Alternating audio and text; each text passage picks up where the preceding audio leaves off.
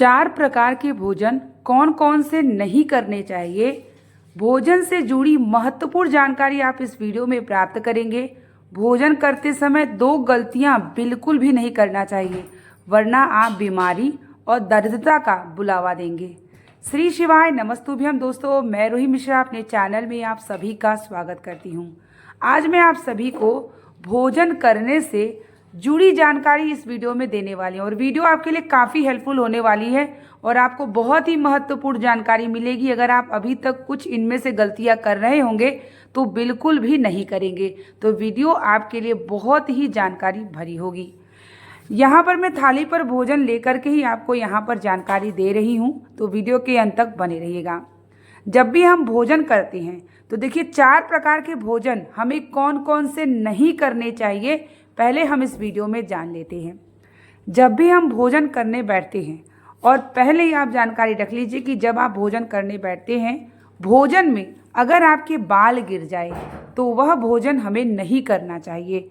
बाल निकालने के बाद भी आप सोचें वो भोजन हम कर लें, तो बिल्कुल भी ना करें। उस भोजन को वहीं छोड़ दें, बल्कि दूसरी थाली में आप भोजन लगवा लीजिए, तब आप भोजन को खाइए। क्योंकि बाल भोजन में गिर जाने से, वह भोजन ग्रहण करने से बीमारी हमारे शरीर में प्रवेश करती है।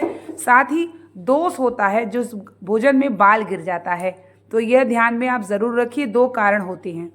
दूसरा है कि जो भोजन हम करते हैं उस भोजन को लांघना यानी डांकना नहीं चाहिए। अगर कोई डांक जाता है आपकी भोजन को, तो वह आप भोजन मत करें। वैसे तो बहुत सारे लोग जानते हैं ये गलतियां हमें नहीं करनी चाहिए, तो ये ध्यान में रखिए कि कभी भी भोजन को लांघा यानी डाका नहीं जाता है।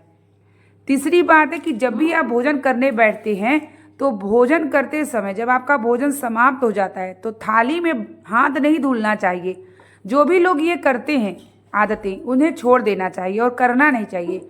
अगर आप भोजन करने के बाद थाली में ही हाथ धुल देते हैं तो इससे कहीं ना कहीं दरिद्रता का बुलावा होता है और ये हमारे जो है व्यवहार में भी गलत होता है। तो ये आदतें हमें तीसरी जो आदत होती है ये हमें नहीं करनी चाहिए। थाली में हाथ कभी नहीं धुलना चाहिए, ठीक है। चौथी बात यह है कि जब भी आप भोजन करने बैठते हैं, भोजन कुछ भी हो, अगर भोजन करते समय आपको लगे कि नमक ज़्यादा है या स्वाद नहीं है, तो भोजन करने के बाद आप ये चीज़ बोलिए। भोजन आने समय ही तुरंत भोजन का ऐसा कहा जाता है कि अपमान होता है, अन्नपूर्णा होती हैं। हम जो भोजन करते हैं वो अन्नपूर्णा देवी हो जाते हैं। तो हम अन्न का अपमान करते हैं कि जब हम भोजन हमारे सामने आए कभी कह दें कि नमक ज़्यादा है, मिर्च ज़्यादा है।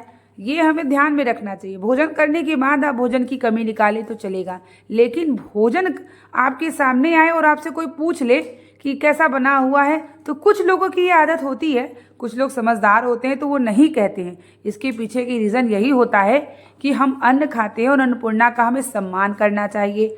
तो हम भोजन कैसा भी मिले हम उसे प्रेम पूर्वक भाव से लें, ठीक है। ये चौथी चीज़ ध्यान में रखनी चाहिए। और जब भी आप भोजन करने बैठते हैं तो अपने जो भोजन है थाली है उसमें से निवाला, पहला निवाला हमें ज़रूर निकालना चाहिए। पूरा भोजन मिले और तुरंत हम ग्रहण कर लें तो वह नहीं करना चाहिए। जैसे देखिए मैं आपको यहाँ पर अपना दोपहर का जो है भोजन करने से जुड़ी जानकारी भी शेयर कर रही हूँ और आपको दिखा भी रही हूँ कि कैसे निकाला जाता है। जैसे आप थोड़ा सा चावल, रोटी, सब्जी, दाल जो भी आपकी थाली में है थोड़ा थोड़ा निकाल के उसको किसी अलग बर्तन में रख लीजिए या थाली में भी किनारे रख सकते हैं। फिर आप जब भोजन कर लीजिए तो पक्षियों को दे दीजिए, आप किसी वृक्ष के नीचे रख दीजिए, तो उसे जैसे एक आपकी थाली से क्या होता है भोग निकल जाता है। तो इतना हमें प्रतिदिन ये कार्य जरूर करना चाहिए कि जब भोजन करने बैठे तो थोड़ा सा निकाल दीजिए। इससे अन्नदान भी होता है और पहला भोजन निवाला कहा जाता है कि हमें नहीं खाना चाहिए।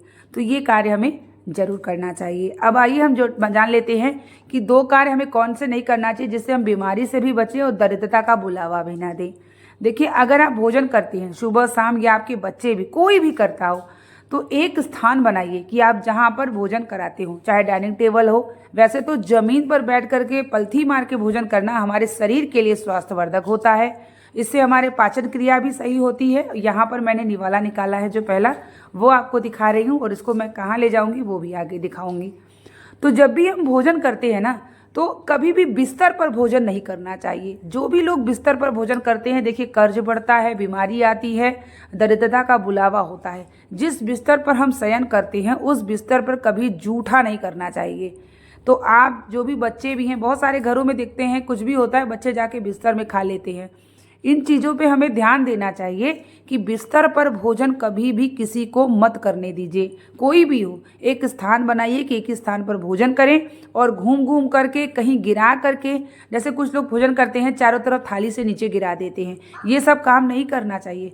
कभी भी थाली में भोजन को छोड़ना भी नहीं चाहिए कि आपने भोजन किया और उसी में चावल दाल या रोटी बच गई, उससे उतना ही खाना लीजिए जितना आपको खाना हो। कभी भी अन्न को बर्बादी नहीं करनी चाहिए, इससे भी अन्न का अपमान होता है और आपके घर में गरीबी भी आने लगती है। तो इसलिए अन्न का अपमान हमें नहीं करना चाहिए, उतना ही भोजन दीजिए जितना आप खा सके।